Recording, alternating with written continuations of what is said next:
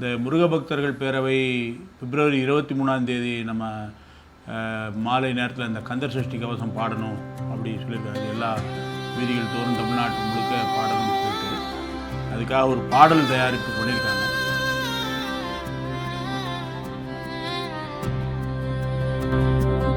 ஒன்று கூடுவோம் தமிழா, ஒன்று கூடுவோம், ஓம் சரவணபவ என்று சொல்லி ஒன்று கூடுவோம். திருப்பரங்குன்றம் தீபத்தூணில் தீபம் ஏற்றவே, நம் உரிமை தீர்ப்பை நிறைவேற்ற குரல் கொடுப்போம். பிப்ரவரி மாதம் 23ஆம் தேதியிலே மாலை மணி 6 அடிக்கும் நல்ல நேரத்திலே ஊர் தோறும் வீதி தோறும் இல்லம் தோறும் கந்த சஷ்டி கவசம் வழங்கிய தீர்ப்பை உடனே நிறைவேற்ற சொல்வோம். தடைகளை உடைத்து தர்மத்தை நிலைநாட்டுவோம். ஏற்ற தாழ்வு ஏதுமில்லை கந்தன் சந்நிதியில், அங்கு அனைவரும் கூடி தீபம் ஏற்றும் உரிமை வேண்டுமே. பக்தர்கள் யாவரும் ஓரணியில் திரளுவோம். கந்த சஷ்டி கவசத்தை பாராயணம் செய்வோம். கார்த்திகை மைந்தனிடம் முறையீடு வைப்போம். அவரவரிடத்திலே அமர்ந்தபடியே அகிலம் காக்கும் வேலவனை நினைத்தபடியே ஒலிப்போம். கந்த சஷ்டி கவசம் ஒலிப்போம். ஒளிரட்டும் சமத்துவ தீபம் ஒளிரட்டும். ஒன்று கூடுவோம்,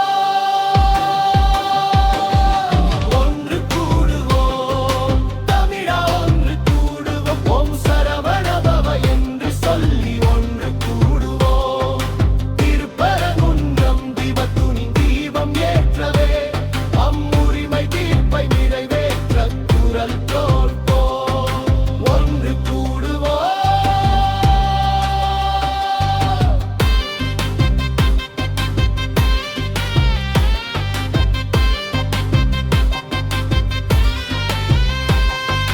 பக்தர்கள் யாவரும் ஓரணியில் திரளுவோம். கந்த சஷ்டி கவசத்தை பாராயணம் செய்வோம். கார்த்திகை மைந்தனிடம் முறையீடு வைப்போம். அவரவரிடத்திலே அமர்ந்தபடியே அகிலம் காக்கும் வேலவனை நினைத்தபடியே ஒலிப்போம். கந்த சஷ்டி கவசம் ஒலிப்போம். ஒளிரட்டும் சமத்துவ தீபம் ஒளிரட்டும். வெற்றிவேல் வீரவேல் ஞானவேல் சக்திவேல் வாருங்கள் பக்தர்களே, உன்னை வைவோம் தமிழர்களே. ஒன்று கூடுவோம், ஒன்று கூடுவோம் தமிழா, ஒன்று கூடுவோம். ஓம் சரவணபவ என்று சொல்லி ஒன்று கூடுவோம். திருப்பரங்குன்றம் தீபத்துளி தீபம் ஏற்றே, உரிமை தீர்ப்பை நிறைவேற்ற குரல் கொடுப்போம்.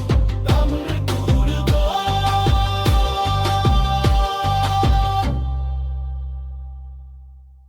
கந்தசஷ்டி கவசம் திருப்பரங்குன்றத்தில் தீபம் ஏற்றணும். அப்படி வருகின்ற 23ஆம் தேதி தமிழ்நாடு முழுவதுமே எல்லா வீதிகளிலையும் எல்லா வீடுகளிலேயும் குழுவாகவோ தனியாகவோ கந்தசஷ்டி கவசம் படிக்கணும்.